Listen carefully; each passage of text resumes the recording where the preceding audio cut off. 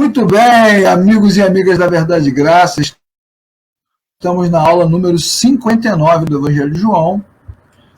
Na aula passada, se você assistiu ou se for assistir, nós falamos sobre o tema O Mestre intercede pelos seus discípulos. Sim. E hoje falaremos sobre a continuação desse tema, que é o Mestre intercede pelos discípulos futuros, que somos nós. Olha só que bom. Então já te falo, já digo para você que está aí negligenciando a graça, negligenciando esta oportunidade, para você fazer o quê? Assistir as 58 aulas anteriores, que são aulas abençoadas, cheias de assuntos importantes, temas, detalhes, que vão te ajudar muito, demasiadamente no seu aprendizado, e você poderá lutar contra a concupiscência da carne, a concupiscência dos olhos e a concupiscência do mundo. Viu, Davi? Estamos aqui até com linguagem bíblica, revista não. Ferreira de Almeida. É revista e corrigida. Vamos começar a nossa aula? Vamos lá. Vamos começar a nossa aula lendo o texto, Davi. João, capítulo 17, versículos 20, 21, 22 e 23. Minha oração não é apenas por eles. Rogo também por aqueles que crerão em mim, por meio da mensagem deles, para que todos sejam um, Pai, como tu estás em mim e eu em ti, que eles também estejam em nós, para que o mundo creia que tu me enviaste. Dê-lhes a glória que me deste, para que eles sejam um, assim como nós somos um.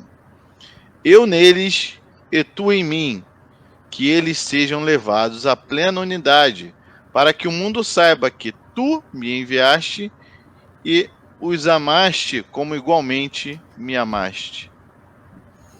Muito bom, muito bom. Vamos fazer como nós sempre fazemos, né, Davi? Uma pequena retrospectiva, né, da aula anterior, para que a turma se localize.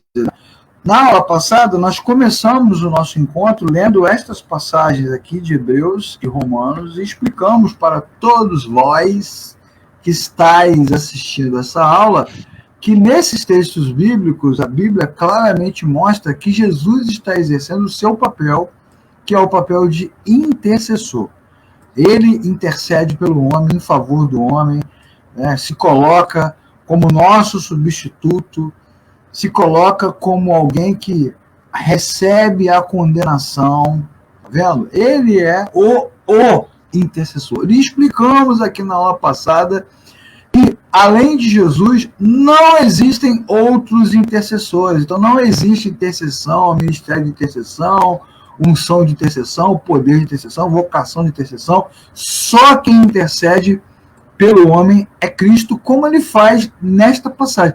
Você sabe, Davi, que essa aula foi treta, né? Ah, imagino. Imagino que mexe com muito tradicionalismo, né? Isso. Tem umas musiquinhas assim, rogai por nós, rogai por nós. Ora pro nobis. Rapaz, o que eu recebi de mensagem pelo WhatsApp, pelo YouTube, de irmãos reclamando, mas eu não concordo, né? Eu não concordo.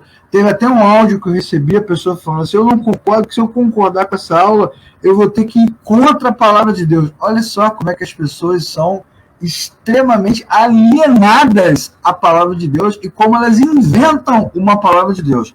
Né? Mas vocês têm que ter pedido. Então abre aí agora, irmão. Mostra aí onde está na palavra aí. Pois são duas coisas importantes, né? A alienação, as pessoas que ficam desconectadas da palavra, e a invenção, né?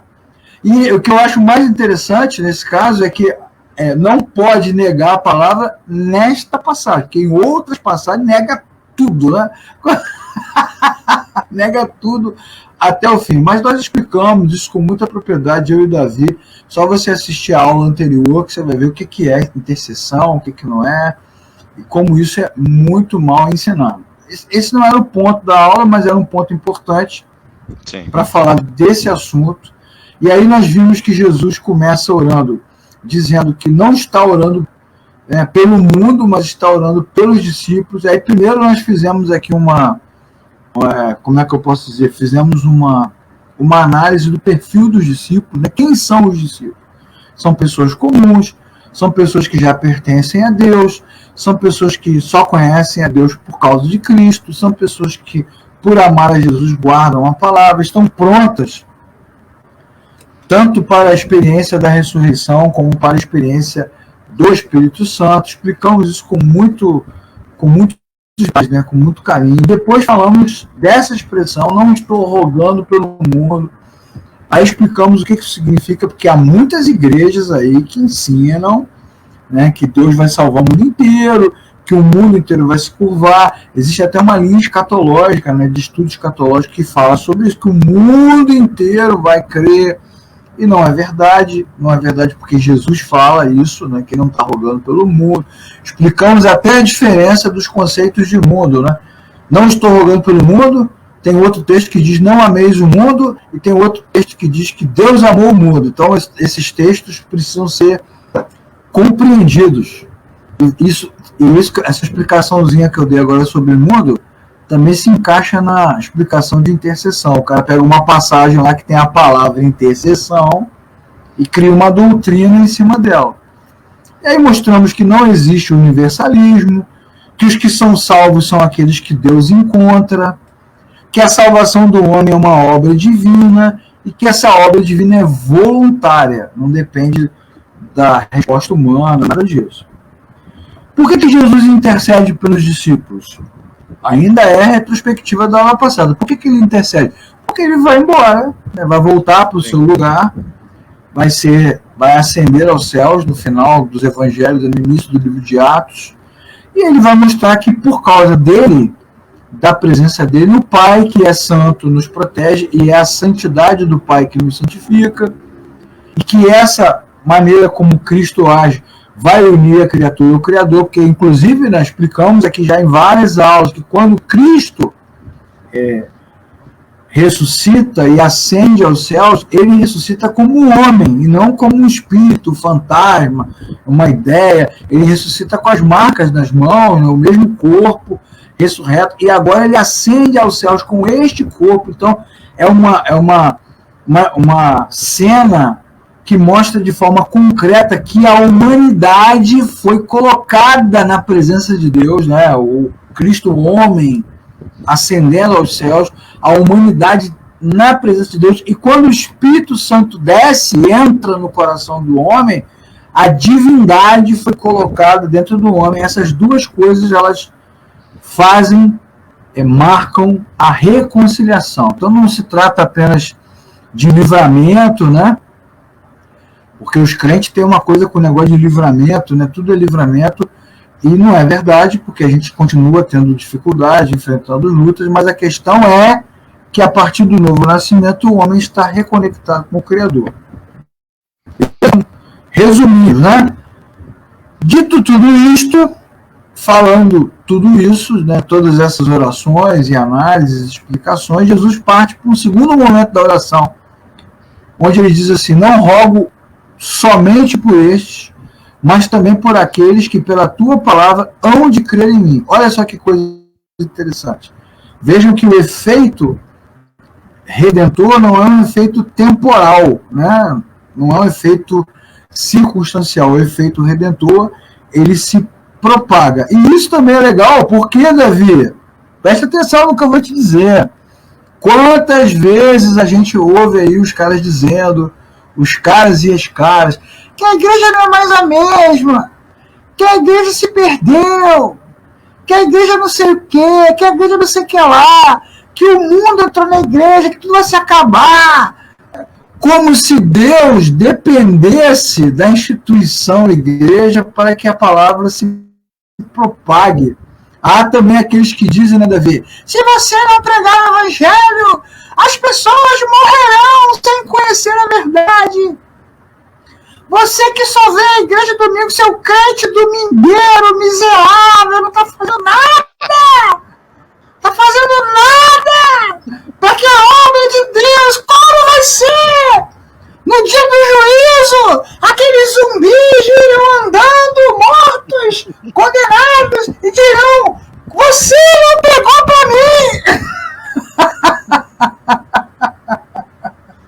Você já passou por isso, né, Davi? Senhor. E Jesus fala assim, que outros no futuro crerão. Então não depende de nós, irmãos. Jesus está dizendo, está revelando, está dando um spoiler do filme. Está dizendo o que vai acontecer no final. Que as pessoas vão se converter. Isso é importante demais. E aí ele começa então a falar desses discípulos. E a partir desse fundamento, né, que Deus se revelará às gerações futuras. Então tira aí da tua cabeça essa ideia equivocada, né, que Deus só vai se revelar se nós sairmos, se nós pregarmos, se nós mandarmos missionários. Ora, irmãos e irmãs, Deus se revelará porque assim Ele quis. E assim Ele continuará fazendo. É bom dar uma ratificada aí, Leclerc, porque assim, a gente de maneira nenhuma está isentando o papel do pregador. Tem que ter a pessoa que vai estar pregando, levando ali a palavra de Deus, mas essa ação de crer em Jesus não depende de nós, depende de Deus, porque crer em Deus é um milagre. Assim como Jesus tocou nas pessoas e elas criam nele, elas não criam nele porque eu olhei, bem que isso aí parece ser o Messias mesmo, né? Tanto que quando Jesus chega para os discípulos e fala assim, todo mundo está dizendo que uma coisa, dizendo, quem vocês dizem que eu sou? Aí, uns dizem que tu é profeta, outros dizem que tu é Elias. Aí Pedro vai, se levanta e fala, tu és Jesus Cristo, Filho do Deus vivo. Muito bem, mas não foi você, foi o meu Pai que revelou. Isso. Então isso deixa claro que a revelação do divino vem do divino. Então o Senhor Jesus, ele se revela para nós, se revelou aos discípulos e vai se revelar para nós através da obra de Cristo aí, como você botou agora. Exatamente. Lê pra gente aí, Davi, esse texto, João 12:44. É exatamente isso aí que o Davi falou. Olha quantas, pegando só esse recorte de tempo, né, na época que Jesus pregava, olha quantas pessoas tiveram a oportunidade, que o viram, que o tocaram, que foram curados, foram alimentados e não creram, né? Não creram. Então não depende dessas ações. Diga, Davi. Então Jesus disse em alta voz, quem crê em mim, não crê apenas em mim, mas naquele que me enviou. Então pronto, tá vendo? Observe que o encontro da criatura com o Criador se dá pela revelação do Pai. Você nunca pode esquecer isso, você está estudando a Bíblia, né? Existe a Trindade, existe Deus Pai, e é o Deus Pai que envia Deus Filho, Deus enviou, né? Deus amou o mundo de tal maneira que enviou o seu Filho.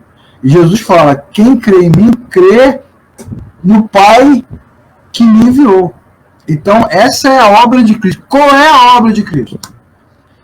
Me dá mais dinheiro? Não. Curar minha doença? Não. Restaurar minha família? Não. Acabar com a violência? Não. A obra de Cristo é reconectar você ao Criador.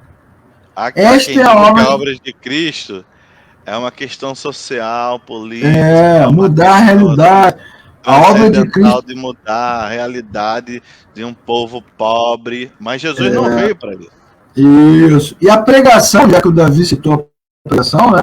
A pregação é o canal de proclamação desta obra. Quando nós pregamos, ou damos aula aqui, ou aula no seminário, ou nos grupos pequenos, a pregação é para proclamar, propagar, repercutir esta boa nova. Qual é a boa nova? Qual é a boa notícia? Que Cristo veio para nos reconectar, nos reconciliar com a pregação. Também não tem poder.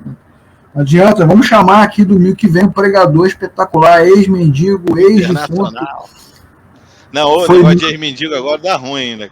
Foi 9 vezes ao inferno, 13 vezes ao céu, 14 vezes em Valhalla, 18 vezes no Mar de Juncos, né?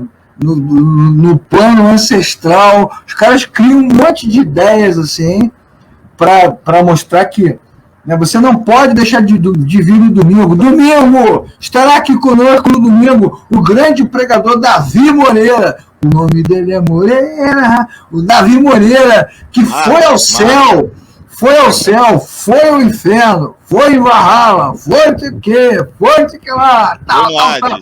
Davi, o que vai acontecer domingo para as pessoas? Domingo eu trarei uma grande revelação da parte de Deus que vai mudar a sua vida. Então não deixe de vir. Traga sua família, seus convidados, seus vizinhos. Aí todo mundo se reúne e aposta nesse ambiente. E aí no ambiente tem luz, tem fumaça, tem música, tem som, tem isso. Aí o pregador grita, o Davi vai de um lado, vai para o outro, tal. E as pessoas são praticamente coagidas, né? Coagidas, empurradas, obrigadas. Eu me lembro de um... Sabe qual é o maior testemunho disso, Legrand? Que aí a pessoa sai impactada, né, daquela reunião. Sai louca. Foi uma bênção, foi? E aí, o que foi falado? Então, eu não lembro, mas foi muito bom. Pois é. Então a pregação não é nada disso, né? A pregação, na verdade, ela tem que ter um efeito contrário a esse que o Davi acabou de dizer. Ela tem que gerar clareza com relação à obra de Deus. Eu assisti uma vez, há muitos anos atrás, mais de 30 anos, um pregador que era de Trinidade e Tobago. E ele no final me falava assim, se você não vier aqui, eu vou aí te buscar. Cara, ele saía, ele descia do púlpito, saia correndo no meio da igreja, pegava a pessoa pela mão, numa coação, num constrangimento enorme, como se aquele momento ali fosse mágico, único, místico, transcendente, espetacular, mas não é isso. A pregação ela é um canal para a proclamação da obra de Cristo. E o que garante as conversões futuras, né, as mudanças futuras, é exatamente a obra de Cristo. Porque a pregação é falível, as igrejas são falíveis, os líderes são falíveis, mas a obra de Cristo ela é infalível, ela é suficiente e completa. Outro aspecto que a gente tem que olhar também é a questão da missão. A missão não é uma condição. Olha, irmão, se nós não enviarmos missionários para a África, para a Ásia, porque é sempre assim, também tem essa coisa do colonizador, não vou nem falar sobre isso, né? É sempre essa coisa de vamos aqui, nós, pessoas inteligentes, para converter os aborígenes. Aí, temos que ir lá naqueles lugares, enfrentar os mares, as panteras, os animais, os mosquitos desse tamanho lá, vamos lá, pregar, morrer. Ora, a missão não é uma aventura de Indiana Jones, entendeu? Não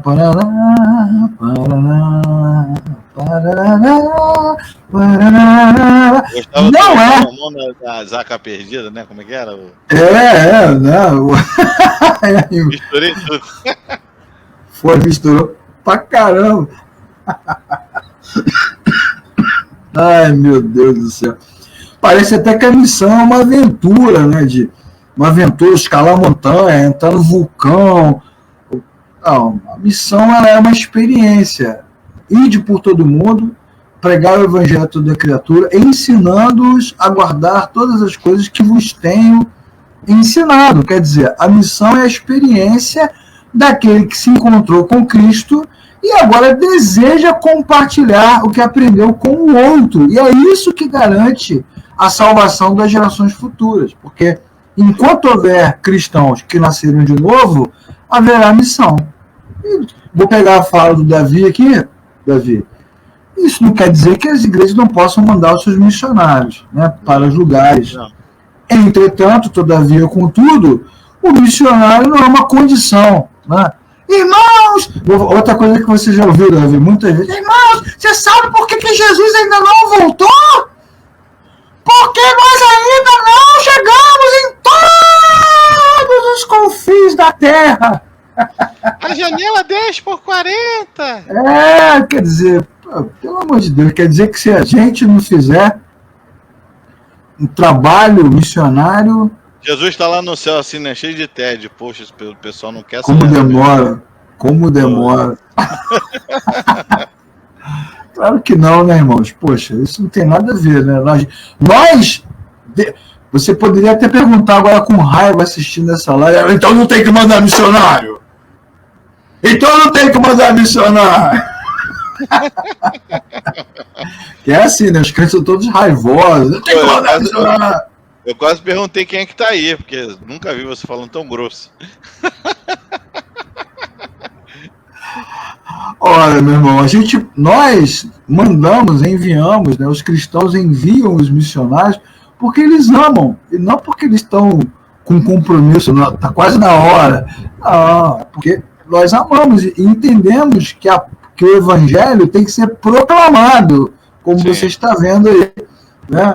Na linha.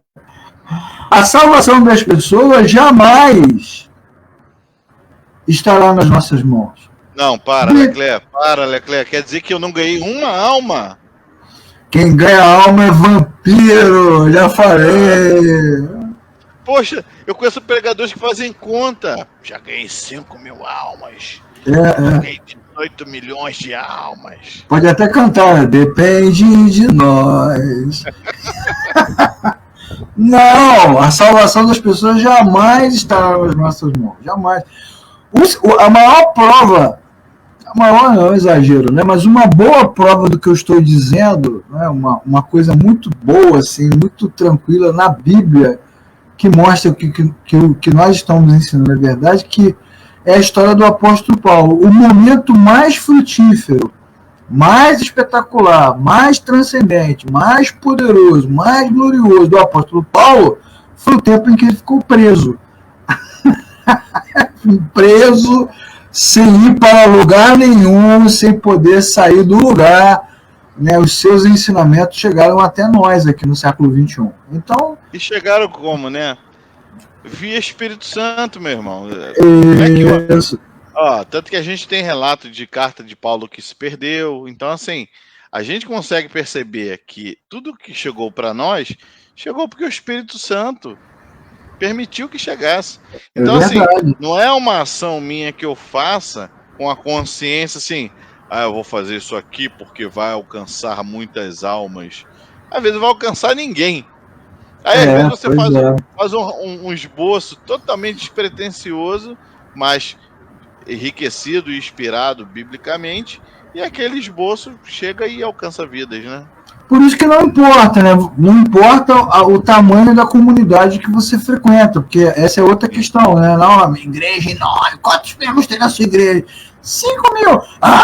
Na minha tem 14 mil. 18, 40. As igrejas estão doentes. Vazia! 50 pessoas.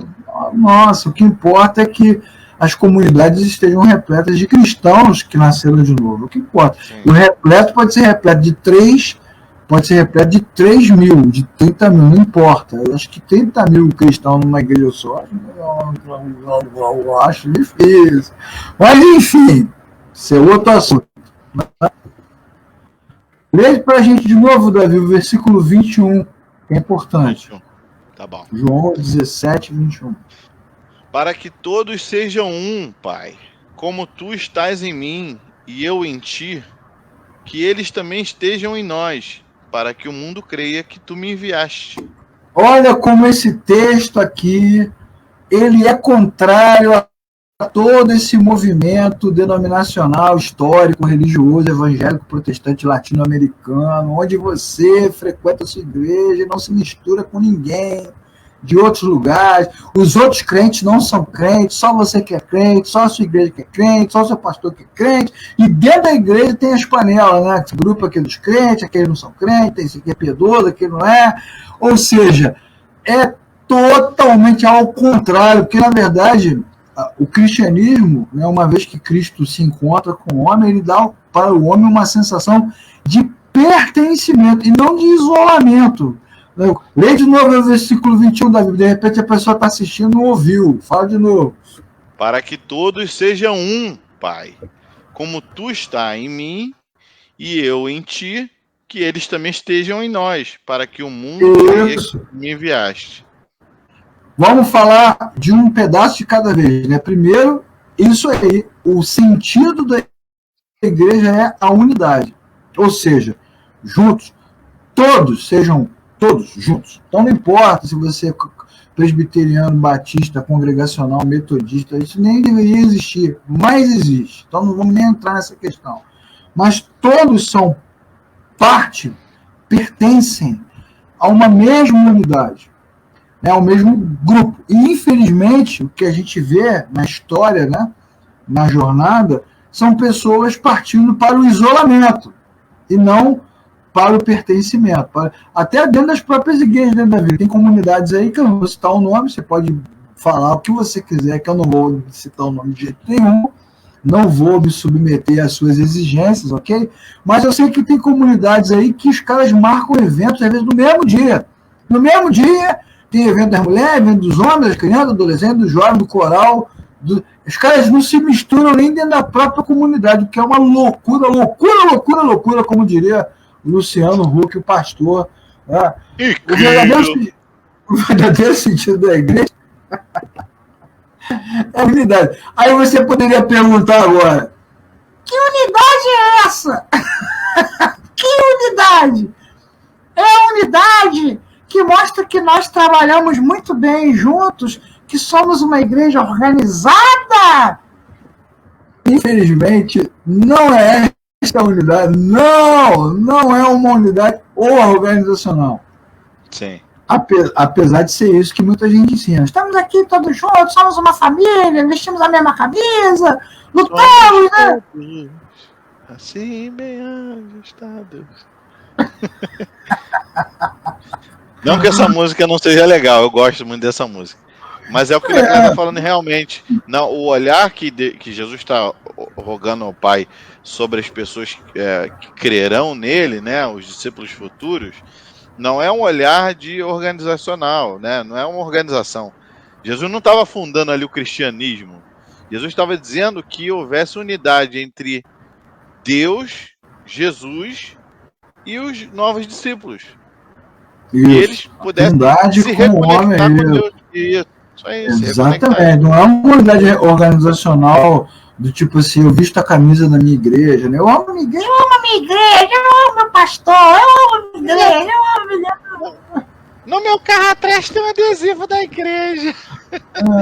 Para propagar o nome da igreja. Aí você poderia perguntar, tá, então não é organizacional, então é uma unidade de ideias, né? O mesmo pensamento. Também não. Também não é uma unidade de ideias, né? O mesmo pensamento. Porque essa unidade não é humana.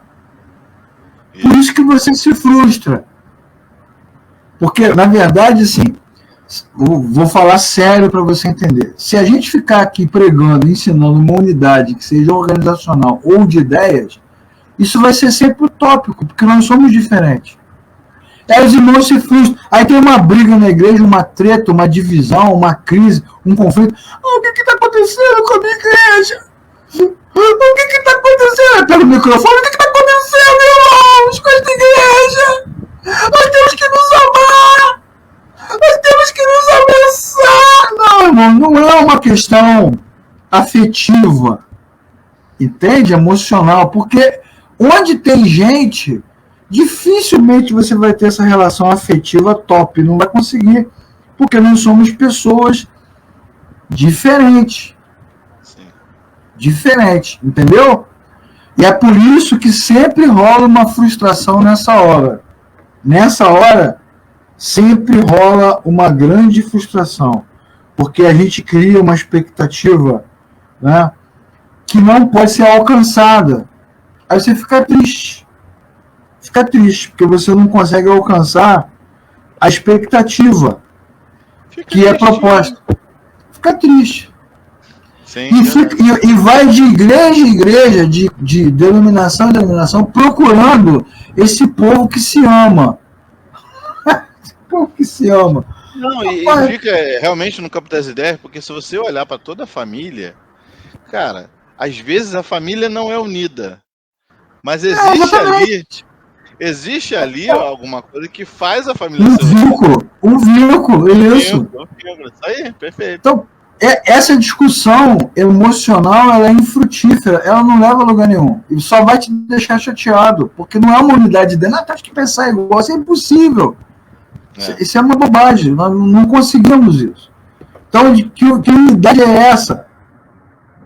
Eu queria muito que os irmãos da minha igreja torcessem pro Fluminense, cara, mas eles são tudo flamenguistas. Eu não, porque eles vão ficar tristes, igual nós ficamos. É, você é tricolor, você tá comigo. Essa unidade tem a ver com pertencimento. Leia, Davi, pra gente, João 10, 30. João, capítulo 10, versículo 30. Isso. Eu e o Pai somos um. É isso. É pertencimento. Essa unidade não tem a ver com amor, com abraço, com carinho. Essa unidade tem a ver com o fato de você fazer parte desse grupo. Que grupo é esse? A Trindade e tu. Deus trouxe você para dentro dele. E, ao mesmo tempo, trouxe muitos para dentro dele. É multiforme. Ao mesmo tempo que é individual, que é você com um monte de outros, de forma multiforme. Vamos ler esse texto aí, Davi. Apocalipse, capítulo 5, versículo 9.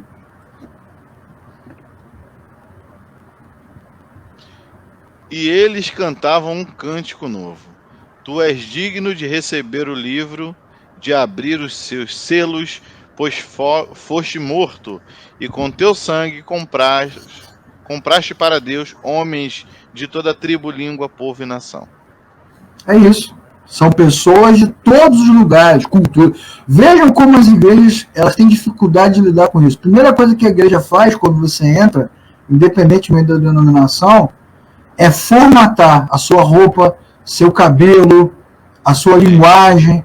E aí nós vamos perdendo a nossa identidade, vai virando um monte de coisa. Né? Um monte de pessoas iguais, que se vestem iguais, que falam igual. Isso não é um evangelho, isso é uma seita, né? Uma ideia do século XX, uma ideia tecnicista, ultrapassada, né? De manutenção. Eu ia falar que era uma coisa de dominação, mas nem vou falar para você não ficar chateado. Mas é por aí. É por aí. Porque o evangelho, olha o texto, né? Jesus falando, para que todos sejam um, todos. E Apocalipse cumpre. Eu vi, João, o mesmo João, eu vi homens e mulheres de todas as tribos, povos, raças, línguas e nações. Então é uma coisa multiforme, multicultural. Então a unidade não está baseada na nossa língua, não está baseada no nosso comportamento, nas nossas ideias. Não pode, nós somos diferentes, é multiforme. Como é que eu vou ter as mesmas ideias que o japonês, que o americano, que o inglês, que o cara do século XVII, que o cara do século XIII, que não existe mais, que o cara do século 30, que ainda vai existir? Como é que nós vamos ter as mesmas ideias, o mesmo comportamento, a mesma moral? A própria moral dos cristãos de agora não é a mesma de 50 anos atrás, 30 anos atrás? Ela já mudou. Então esse tipo de unidade é fake. Ela não é verdadeira. A unidade verdadeira tem a ver com pertencimento. Se você nasceu de novo, se encontrou com Cristo, foi salvo, você pertence ao reino de Deus. E também ele seja um de nós. Também porque, assim como os discípulos daquele tempo eram um, que os do futuro também sejam um de nós. Observe, não é um com a turma da sua comunidade, é um de nós, da Trindade, Pai, Filho e Espírito Santo. Essa é a essência da unidade, pertencer a este grupo. E para quê? Para que isso precisa acontecer? Para que o mundo creia. Versículo 21. É a esperança, né, Leclerc? Eu estava aqui olhando a passagem de João 15, né, que Jesus diz que ele é a videira verdadeira e nós somos os ramos. Nós não nascemos de Jesus, né? Fomos enxertados. É isso aí, naturalmente, não nascemos de Jesus, não somos ramos que nascemos pequenininhos, fomos crescendo de Jesus a videira verdadeira. Não, nós fomos enxertados. Não sei se você tem como depois dar uma googada aí, joga no Google aí, enxerto de planta. É basicamente cortar um pedaço da planta forte, robusta, né, com vida, encaixar um raminho ali, e com o tempo, aquele raminho vai crescendo e vai frutificando. Basicamente, essa unidade que o Leclerc está falando é isso. É a gente que estava à beira de estar jogado e seco, morto, sem vida, fomos enxertados na videira verdadeira, que é onde há vida. Cristo é a vida. E a partir de estarmos nele, é uma coisa só. Virou uma unidade. Isso, é uma videira virou uma unidade. Com ramos. Virou uma unidade. Esse é o tema central dessa passagem. E para que o mundo creia, olha só como isso é importante. O mundo, as pessoas, elas não crerão que a sua igreja é potente. Ok? Potente, vibrante, né? Espetacular. Não, o mundo crê se Cristo estiver em você. Não é pelo que você diz, né? Para que o mundo creia. Porque aí o cara pega esse texto e romantiza. Como que as pessoas vão crer se nessa igreja todo mundo briga? Ninguém se... como se o nosso comportamento fosse eficaz ou ineficaz. Mas não é isso que muda a pessoa. O que muda a pessoa é o fato de que quando ela se encontra, Davi está aqui. Davi é um homem que nasceu de novo, cristão, trabalha numa empresa secular, uma empresa normal. Tá lá, e aí começa a conhecer pessoas, e essas pessoas elas começam a ter um encontro com Cristo a partir do Cristo que está nele. Não é Davi que apresenta. Gente, eu quero apresentar para vocês Jesus. Não, é Jesus que auto-apresenta-se a si mesmo através de Davi. Você precisa entender isso, meu amigo, minha amiga da Verdade de Graça, você que está assistindo com a gente as aulas. Deus não precisa da nossa ajuda, Ele se apresenta. Então, se nós estivermos conectados a Cristo, né? Por isso que Jesus ora, rogo por eles, rogo pelos que virão depois. Ele clama, ele pede, Senhor, sustenta essas pessoas na sua fé, na sua perseverança. Por quê? Porque vale a pena perseverar uma vez que a obra de Cristo está completa. Ela não precisa de ajuda, então você persevera não pelo que você é, ou pelo que você vê, mas pelo que Cristo é, para que o mundo creia. E isso é o Evangelho da Reconciliação. É isso. Lê pra gente, Davi, 2 Coríntios, capítulo 5, versículo 18. O Evangelho da Reconciliação é esse encontro do homem com o Criador. E como é que esse homem se encontra com o Criador? Se encontrando com cristãos que têm dentro de si o Criador. Isso. Lê pra gente. Tudo isso provém de Deus, que nos reconciliou consigo mesmo por meio de Cristo e nos deu o ministério da reconciliação. É isso, tá vendo? Pelo fato de você ter nascido de novo, pelo fato de você estar reconectado com o Criador e pelo fato de que o Criador resplandece, por isso que Jesus fala que nós somos luz e sal. Lembra da passagem? Vocês são o sal da terra e a luz do mundo. Isso quer dizer o quê? Que o cristão tem dentro dele um elemento diferente. Não é porque você é moralmente bacana. Irmão, você tem que ser sal. Você não pode se misturar com essa gentalha. Gentalha! Não pode! Tem que ser diferente. Não, irmão. Não é disso que o texto está falando. O que nos torna sal e luz não é o que a gente faz ou deixa de fazer. Cristo em nós. É Cristo em nós. E aí Jesus pergunta, como é que você vai deixar a vela, a lâmpada, embaixo da cama? E não serve para nada. Não serve para nada. Então você que nasceu de novo, você precisa estar no mundo, viver, trabalhar, existir, se relacionar, para que o mundo creia. E como o mundo crerá? Pode, claro. Deixa eu dar um recado aqui para os irmãos. Irmãos, eu não sei qual é a comunidade que você frequenta, mas se você percebe que a comunidade gera sobre você um ativismo, aonde você tem que estar nessa comunidade 3, 4, 5, a semana inteira dentro da comunidade, você está caindo nessa passagem que o Leclerc acabou de falar. Como você vai levar Cristo para quem não tem Cristo se você só está dentro da igreja? Exatamente. Basicamente, você tem que sair, você é luz porque Cristo está em ti, você é sal porque Cristo está em ti, mas você está enfiado embaixo da cama. Você não está salgando nada. Não estou fazendo nada. que Cristo não é visto. Né? E assim, essa coisa do evangelho ser pregado não tem nada a ver com igreja, com família, com amizade, com nada, tem a ver com Cristo em nós. Sim. Muito menos tem a ver com questões denominacionais. Na verdade, assim, eu e você permanecemos no mundo onde nós estamos, e através dessa nossa permanência no mundo, a gente gera oportunidades para que outras pessoas sejam arrancadas dessa realidade e transportadas para a realidade do reino de Deus. E só vai acontecer se Cristo for revelado. E como ele é revelado? Ele é revelado através das pessoas que se encontraram com ele e se reconciliaram.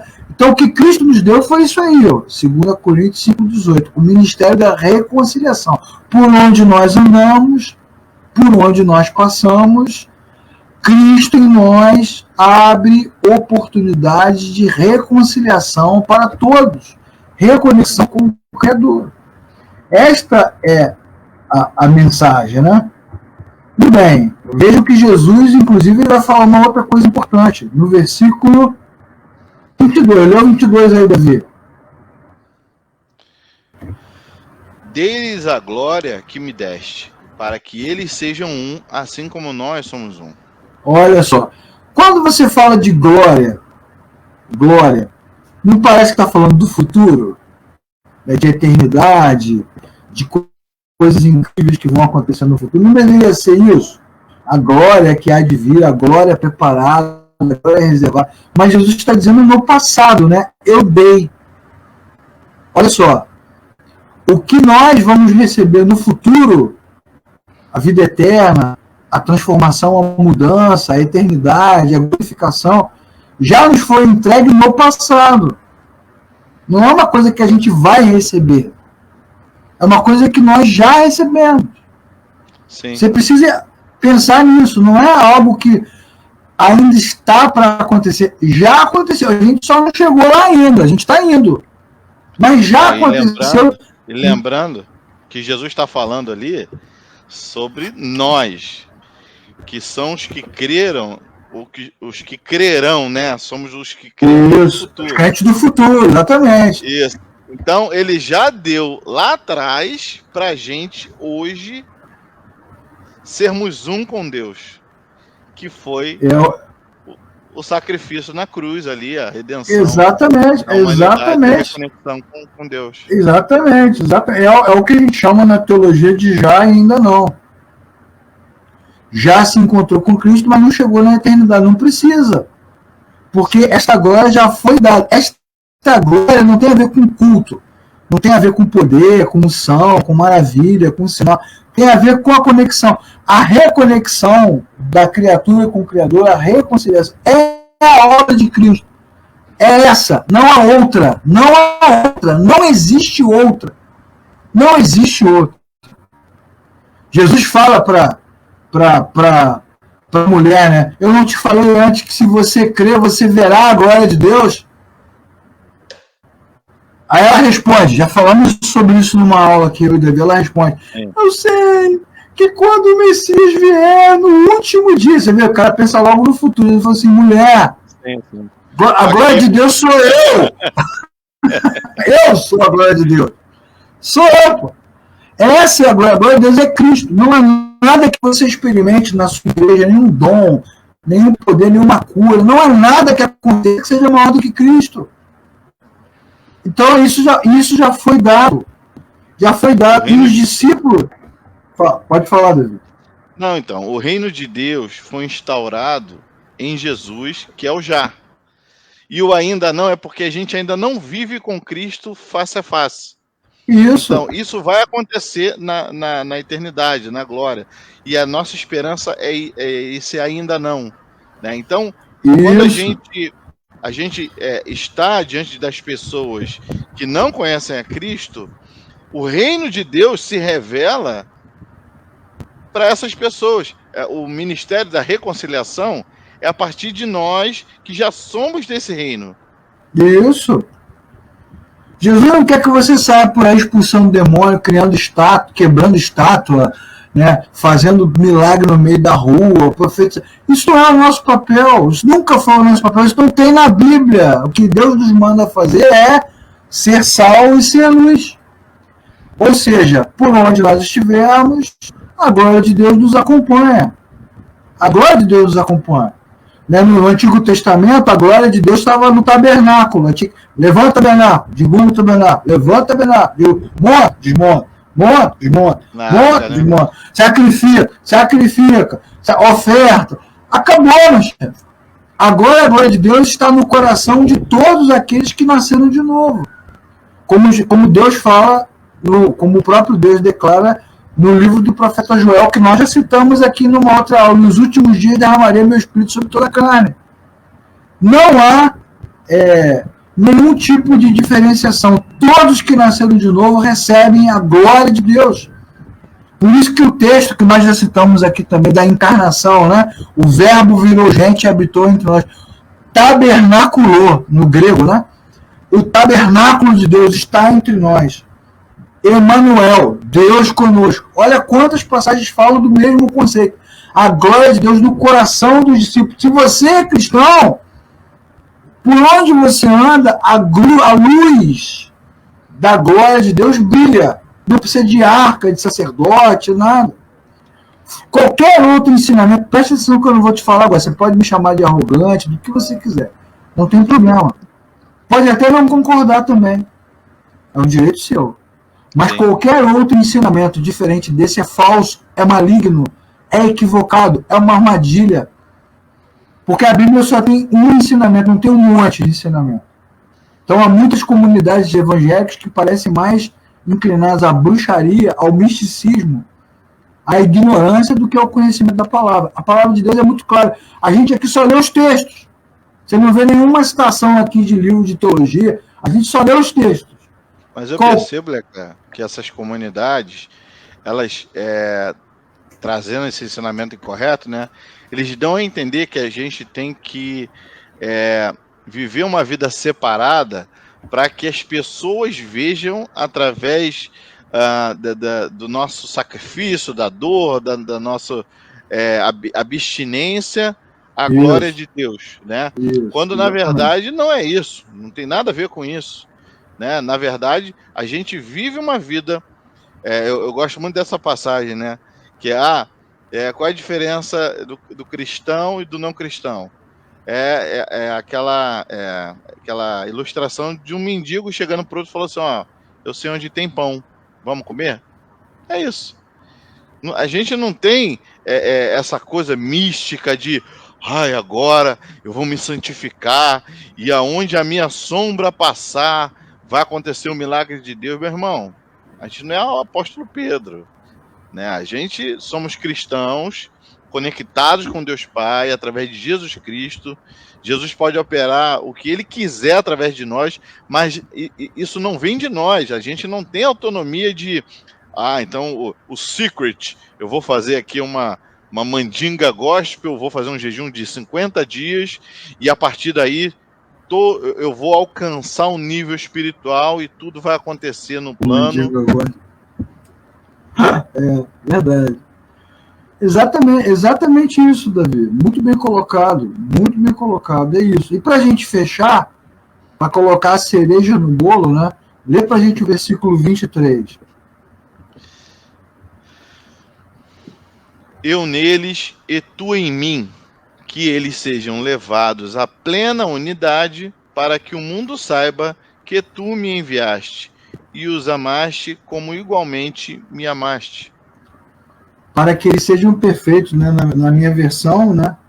Para que eles sejam perfeitos. Versículo 23. Muito legal esse texto, né? Muito legal essa passagem, cara. João 17, versículo 23. Esse versículo é muito legal. Eu neles e tu em mim, que eles sejam levados à plena unidade. Perfeição. Tem uma outra passagem que o apóstolo Paulo diz: vocês que já são perfeitos. Muito legal, né? Nós somos imperfeitos, né? Parece uma contradição, não parece? Parece. Eu não concordo com essa aula. Somos imperfeitos. Parece uma contradição. Parece. Mas o problema não está no texto, está na maneira como você olha para ele. Porque você olha para o texto com filtro moral, né? Aí o filtro moral, o que acontece? Pois é, nós não somos perfeitos. Senhor, tu sabes que nós não somos perfeitos. É claro que Deus sabe. É óbvio. Foi Ele que nos criou, como diz o Salmo 139. Mas o que a Bíblia está dizendo, é que essa unidade aqui, ela não pode ser fabricada.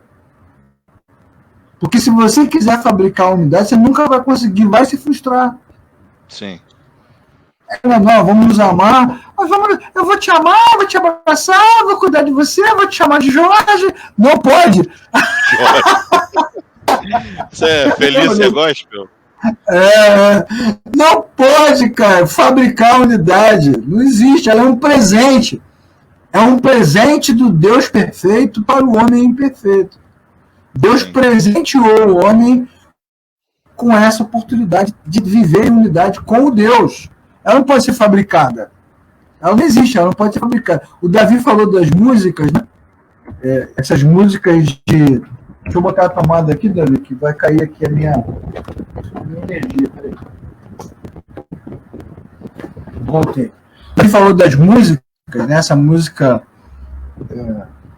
Somos Corpo e Assim Bem Ajustados. Teve uma época aí, alguns anos atrás, na década de 90, que essas músicas sobre unidade eram muitas. Né? A aliança do Senhor eu tenho com você, Jesus é a aliança. Lembra dessa música, Davi? Jesus é a aliança entre você e eu. Então, essas unidades, elas pregadas, as músicas são bonitas, não estou discutindo a música, não. Só que ela é utópica. Sim. Ela é utópica, né? Somos corpo, assim, bem ajustados, totalmente ligados, unidos, né? Vivendo em unidade, sem qualquer falsidade. Só esqueceram de falar para os irmãozinhos, né? O Lecão e o Davi não valem nada. Pô, que isso, gente? Essa unidade não pode ser fabricada. E aí, ou a gente vira legalista, no sentido de adquirir um comportamento radical, e aí você vai como é que eu posso dizer? Demonizando, melhor. Você vai demonizando tudo. Isso é pecado, isso é pecado, isso é pecado, isso é pecado, tudo é pecado, tudo é Satanás. Então, você se torna um legalista radical que demoniza tudo. Esse é um caminho, vai demonizando tudo, ou vai virando cínico. Vai mentindo, né? Faz mesmo o que quer, né? Particularmente, e assume um personagem, porque é uma unidade fabricada. Começa o culto, irmão, estamos aqui, boa noite. Olhe para a pessoa do seu lado, diga, eu te amo. Você nem conhece a pessoa, cara.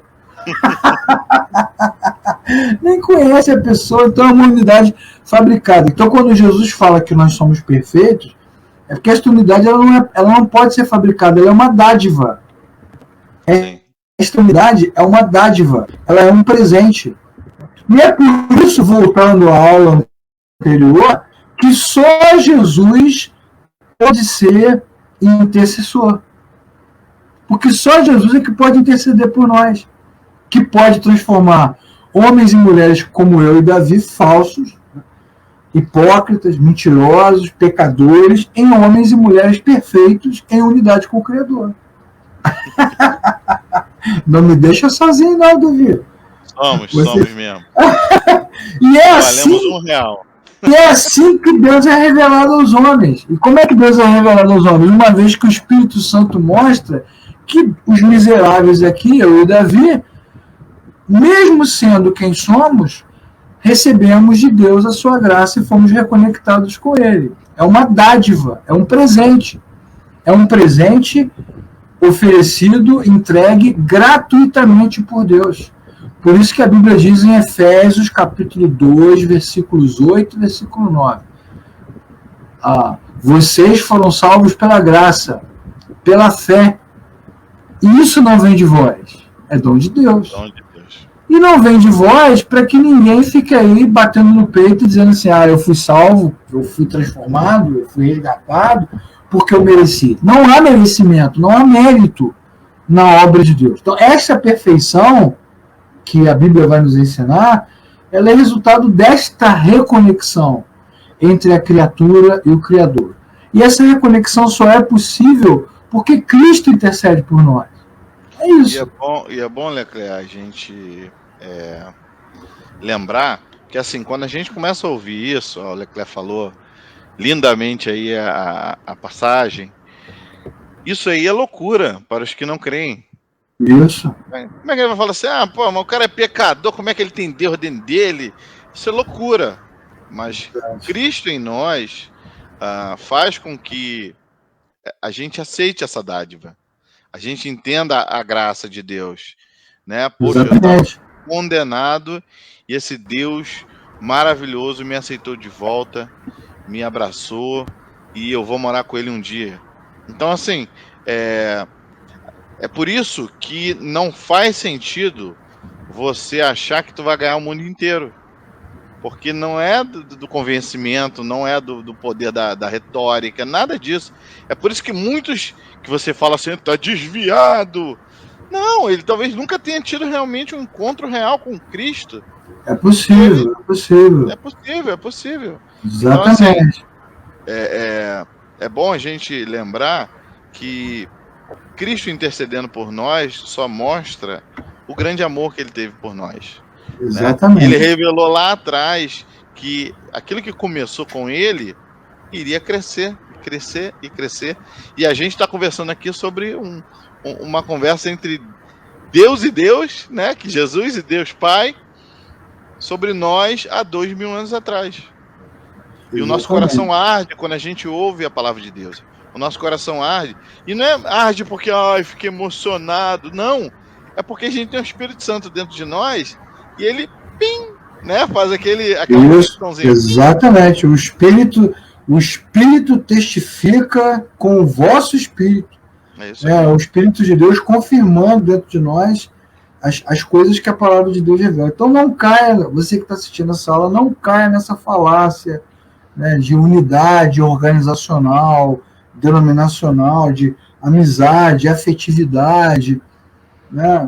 O processo não é afetivo, não é organizacional, o processo ele é divino, é a obra de Deus se realizando na vida dos homens e convertendo, transformando o coração dos homens. Beleza?